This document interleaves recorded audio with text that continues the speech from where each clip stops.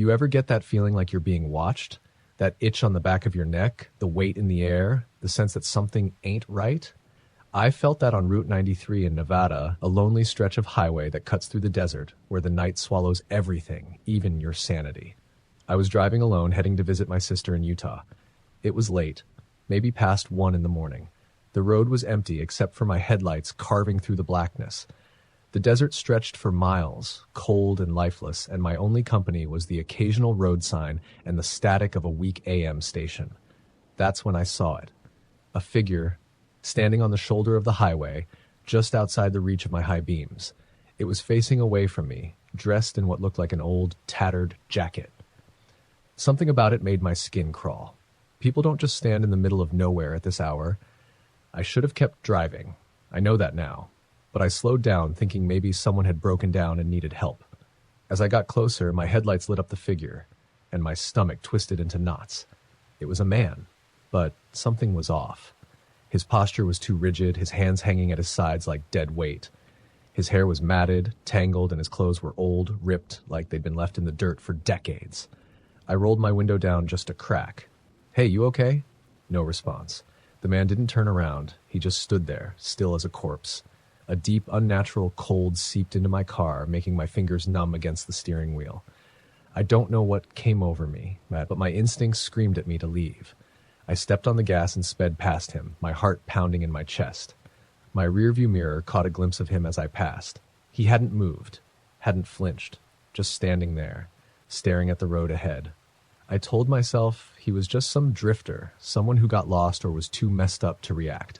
I kept driving, trying to shake the feeling that I had just seen something I wasn't supposed to. But about 5 miles later, my headlights caught movement ahead. I swear to God, it was the same man, standing in the exact same position. My breath hitched, my hands clenching the wheel so hard my knuckles turned white. This wasn't possible. There was no way he could have gotten ahead of me. Not in the middle of the desert. I drove past him again, this time not even glancing at my mirrors. I just wanted to get the hell out of there. But the air inside my car had changed. It felt heavy, suffocating. My radio, which had been static moments ago, crackled with whispers, faint and unintelligible. And then, thump. A sound from the roof of my car. I nearly swerved off the road. It was a dull, dragging sound, like something was being scraped across the metal. My mind raced. Was something on top of my car? An animal? Or him? I didn't want to look, but I had to. My trembling hands reached for the rearview mirror, and that's when I saw the reflection in my back seat. It was him, sitting there. His face, oh God, his face. It was pale, stretched too tight over his skull, his lips cracked and dry like he hadn't spoken in years. His eyes, black pits, empty and bottomless, stared at me through the mirror. I couldn't breathe. I couldn't move. My body was frozen in sheer terror. But then his mouth moved, just slightly. A whisper crawled into my ears. "Let me out!" I screamed. I yanked the wheel, sending my car skidding off the road. The world spun, the desert sky and headlights blurring together. I crashed hard, my head slamming into the steering wheel. Pain exploded through my skull and everything went dark. When I came to, my car was half buried in the sand. The windshield was cracked, my hands were shaking, but I was alive. The desert was silent, the highway was empty, and he was gone. I stumbled out, gasping for air, my whole body trembling. My phone was dead. No cars, no lights. Just the endless stretch of road and the suffocating dark. Then, in the distance, I saw him, standing in the middle of the highway. Only this time, he was facing me. I didn't stay to see what would happen next. I ran. I ran like my life depended on it because I knew, deep down, I knew he wasn't human. Somehow I made it to a gas station a few miles down the road. The attendant looked at me like I was insane when I told him what happened. He shook his head and muttered something I'll never forget. "You saw him, didn't you?" I demanded to know what he meant. And that's when he told me. That road, people have been seeing him for years. A hitchhiker that never speaks, never moves until he's inside your car. Some say he was a drifter who died walking the highway decades ago, struck by a truck and left to rot. Others say he was something else entirely, something that never lived at all. I don't know what he was, but I know one thing. I never drive alone at night anymore because I don't know if I was lucky that night or if he's still waiting for me, waiting to finish what he started. The wind howls. The car engine fades into silence. Story number 2. You ever have a drive you wish you never took, a road you wish you never went down? Mine was Route 47, a back road in Texas. I was coming back from a friend's wedding in Austin, heading home to El Paso. It was late, past 2 in the morning, and I had been driving for hours. My eyelids were heavy, my fingers aching from gripping the wheel. The highway stretched ahead, empty, endless. Then I saw the headlights. They appeared out of nowhere behind me, high beams flashing, too bright, too intense. My rearview mirror flared white, blinding me for a second. I squinted, slowing down, but the car behind me didn't pass. It stayed right on my bumper, close enough that I could barely breathe. I tapped my brakes, hoping they'd back off. They didn't. The lights flickered. Once, twice, and then they were gone. Vanished. I blinked, my heart pounding. No taillights, no sign of a turnoff. Nothing. The road behind me was pitch black, empty as if no car had ever been there. I told myself I was imagining things. That exhaustion was getting to me. Then I saw something ahead, a figure. Standing in the middle of the road, I slammed the brakes, my tires screeching as I swerved to avoid them. My car skidded sideways, stopping just inches from the ditch. My hands were shaking as I turned my head. The figure was still there. A woman, dressed in a long, tattered dress, her hair hanging in front of her face. I tried to rationalize it. Maybe she was a hitchhiker, someone stranded. But why stand in the middle of the road like that? I rolled my window down slightly. "Hey, are you okay?" She didn't move. The air in my car turned ice cold, my breath fogged in front of me. Then she took a step. Not forward, not backward, just a step sideways. Almost like she was testing the ground beneath her. That's when I noticed her feet weren't touching the road. A cold wave of terror washed over me. My stomach knotted so tight I thought I'd be sick. I fumbled for the gear shift, ready to get the hell out of there. Then she turned her head. Her face. Oh, God, her face. Her eyes were gone. Just dark, gaping holes where they should have been. Her mouth stretched too wide, her lips curling into something that wasn't a smile, wasn't a snarl, just wrong. And then she ran at my car. I screamed, slamming the gas. My tires spun in the gravel before I shot forward, barely dodging her. In my mirror, I saw her standing in the middle of the road again, watching, waiting. The headlights flashed behind me once more. The car that had disappeared was back. I pushed the pedal to the floor, my car roaring down the highway. But the headlights didn't follow. They just faded, swallowed by the darkness. I didn't stop driving until I saw the first gas station 20 miles later. I stumbled inside, still shaking, trying to catch my breath. The old man behind the counter took one look at me and frowned. "You saw her, didn't you?" I didn't want to answer. He sighed. "That road, people see her. The woman in white. She's been there for years. Some say she was left at the altar, killed herself right there on the highway. Others say she was murdered. But me?" He shook his head. "I think she's something worse, something that was never human at all. I never took that road again, never drove alone at night, and I never forget those empty black eyes, because sometimes I still see them in my mirror, in my dreams, watching, waiting. And I know she's not done with me yet." The wind howls. The car engine fades into silence. Story number 3. I shouldn't be here. I shouldn't be telling this story. But if I don't, maybe it'll happen to someone else. It was 3 in the morning when I took Old Hollow Highway. If you've never heard of it, good. It's the kind of road that locals avoid, the kind that doesn't show up on GPS unless you're already too far in. I only took it because I was running late, trying to make up for lost time. I was tired, I was alone, and I was stupid. The first thing I noticed was the fog. It came out of nowhere. Thick, white, rolling in like a wave, swallowing the road ahead. My high beams barely cut through it, and I had to slow down just to see a few feet in front of me. The second thing I noticed? The road signs were wrong. I swear to God I had just passed a mile marker that said 27. But when I drove another 10 minutes, I passed another one. Mile 27. Same rusted numbers, same bullet hole in the corner. I brushed it off, thought maybe I was just seeing things. Kept driving. Then another 10 minutes later, mile 27. I slammed the brakes. My heart was pounding. I knew I wasn't crazy. I had been driving for nearly half an hour, and I wasn't getting anywhere. It was like the road was looping. That's when I saw the first shape in the fog. A figure, barely visible, standing near the tree line. I thought it was a trick of the mist at first, but then it moved. Slow, jerky, like a marionette with its strings tangled. I stepped on the gas. I don't know why. I just knew I had to get the hell out of there. The fog swirled around my car, thickening, pressing against the windows like something alive. The road stretched on forever, mile 27 repeating over and over. And then I saw something in my rearview mirror. There were more of them, shapes in the mist, walking out of the trees. Their limbs were wrong, too long, too thin. Their faces, I couldn't see them, but I could feel them looking at me, and they were getting closer. I don't remember much after that. Just the sound of my tires screeching, my own ragged breathing, the way the fog seemed to reach for my car like fingers stretching through the dark. Then, suddenly, it was gone. The fog, the road, the figures. I was back on the main highway, my headlights reflecting off a sign that said, "Welcome to Hollow Creek." I had never heard of Hollow Creek before, and when I looked it up later, I found out something that made my blood run cold.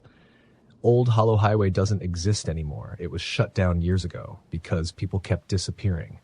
I don't know where I went that night. I don't know how I got out. But sometimes when I'm driving alone at night, I see the fog creeping in, and I wonder if next time I won't be so lucky. The wind howls, the car engine fades into silence. Story number 4. I don't drive at night anymore. Not after what happened on Devil's Ridge Highway. It was a shortcut, one that saved me about 30 minutes on my way home from work. I had taken it before, but never after midnight. Never when the fog rolled in thick like wet cotton, swallowing up the road, the trees, the sky. That night, I was late. I had no choice. I turned onto Devil's Ridge, the headlights barely cutting through the gloom. The road twisted through the forest, winding like a snake. The silence was thick, unnatural. Then my radio crackled, just static at first. Then a voice, faint, whispering, almost like it was inside the car. "You shouldn't be here." I nearly swerved off the road. My hands went ice cold. My radio had been off. I turned the dial, nothing but static. I shut it off completely, but the whisper didn't stop. It was coming from behind me. Slowly, my eyes flicked to the rearview mirror, and I saw it. A figure sitting in my back seat. I slammed the brakes. My car skidded, tires screeching against the pavement. My heart hammered against my ribs. I turned around. Nothing. The seat was empty. I gasped for air, gripping the wheel so hard my knuckles ached. Just my imagination. That's what I told myself. Just exhaustion. Just paranoia. Then my headlights flickered, and that's when I saw them, shapes standing at the edge of the trees. Dozens of them, pale, faceless figures, watching. They didn't move. They didn't breathe. Just stared with empty, gaping holes where their eyes should have been. And then one of them stepped onto the road. My chest tightened. It was close now, only a few feet away, its head twitching at an unnatural angle. Its mouth open, stretching too wide as if it was trying to scream, but no sound came out. I floored it. My tires burned against the pavement as I shot forward, plowing through the fog. The figures disappeared into the darkness behind me, but I didn't dare look back. Then, just as suddenly as it began, the road was clear. The fog was gone. The shapes were gone. My car hummed beneath me, steady as if nothing had happened. I made it home that night, but the next morning I found something that made my stomach drop. Long, white handprints streaked across my back window, like something had been inside the car, watching, waiting. I don't take Devil's Ridge anymore, but sometimes on quiet nights I see the fog creeping down the hills, and I swear I see them standing there, waiting for me to take that road one more time. The wind howls. The car engine fades into silence. Story number 5. I should have listened to the warnings. There's a road just outside of Baton Rouge, Louisiana. Old Creek Highway. The locals call it Dead Mile. Nobody takes it after dark. Not unless they want to see her. I didn't believe in ghost stories. Thought it was just one of those small-town legends meant to scare kids. That was until last summer, when I drove that stretch of highway at 2 a.m. The first thing I noticed was how dead the air felt. No wind, no bugs, no sound. Just my tires on the pavement and my headlights cutting through the dark. The trees on either side of the road were tall, twisted, reaching overhead like skeletal fingers. Then I saw her. A woman standing on the shoulder of the highway, just outside my high beams. She was barefoot, wearing a dirty white dress, her long black hair tangled around her face. I should have kept driving, but I didn't. I slowed down just a little, and that's when she turned her head. Her face was wrong, too pale. Her skin stretched too tight over her bones. Her mouth twitched, her lips curling, not into a smile, not into a frown, just something that wasn't meant to be. Her eyes, black, hollow voids, locked onto mine. Then she took a step. I slammed the gas, my car roaring forward. The road blurred as I sped past her, my heart hammering so hard I thought my chest would burst. Then, thump! Something hit the roof of my car. I screamed. My hands clenched the wheel as my car swerved. There was a scraping sound like nails dragging across metal. I checked my rear view mirror and nearly crashed. She was in my back seat. Her twisted mouth stretched into something too wide, too hungry. Her black eyes bore into mine, unblinking. Then she moved.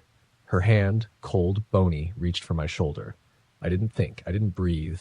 I just swerved off the road, tires skidding in the dirt, my car jerking to a violent stop, and then she was gone, vanished.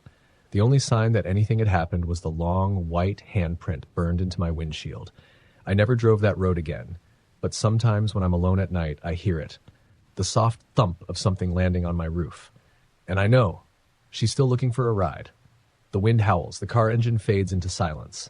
Story number 6. I never believed in ghosts, not until that night.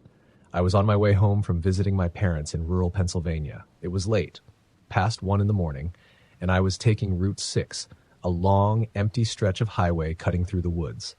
No streetlights, no houses, just miles of road swallowed by darkness. It started with the headlights. I saw them in my rearview mirror, a pair of dim, yellowish lights flickering in the distance. At first, I didn't think much of it. Probably just another late-night traveler. But the longer I drove, the stranger it got. No matter how fast I went, the car never got closer. No matter how slow I went, it never fell behind. Just those headlights, hovering in the dark, watching. I tried to shake it off. Maybe I was just overtired. But then, the radio crackled. I hadn't even turned it on. A voice came through the static, garbled and distant. I couldn't make out the words, but it sounded like whispering. Then something else caught my eye. A figure on the side of the road. At first, I thought it was a deer or maybe a hitchhiker. But as I got closer, my stomach twisted into knots. It was a man, standing completely still, wearing a black suit, an old-fashioned kind like something from the 1950s. His head was lowered, his face hidden in shadow. I gripped the wheel tighter. Something about him felt wrong. I passed him. Then, a mile down the road, he was there again, standing in the exact same spot. My throat went dry. No way. No way he could have gotten ahead of me. My heart pounded so hard I could hear it in my ears. I stepped on the gas. Another mile. And he was there, standing, waiting. I wanted to scream. My whole body went cold. My fingers were ice against the steering wheel. Then my headlights flickered. And suddenly, he was in the road. Right in front of my car. I swerved, nearly spinning out, my tires screeching against the pavement. My pulse slammed in my chest. I looked in the rearview mirror, but he was gone. I didn't stop. I didn't look back. I just kept driving, my hands shaking, my breaths coming in ragged gasps. Then, my engine sputtered, my dashboard lights flickered, and my car rolled to a dead stop.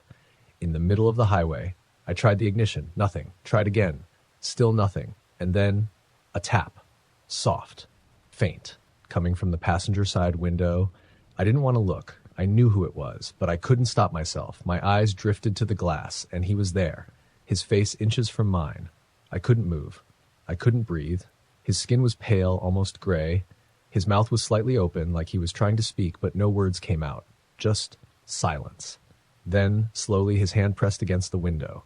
That's when I saw it. His fingers, they were too long, stretched and bony, like they had too many joints. I turned the key. The car roared to life, and I floored it. I drove like hell, not stopping, not thinking, until I saw the lights of a gas station ahead. I pulled in, shaking so bad I could barely put the car in park. When I looked at my window, there was a handprint, but not just one. There were 5, all down the side of my car, like something had been crawling over it.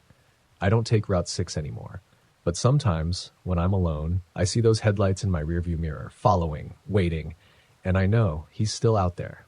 The wind howls, the car engine fades into silence.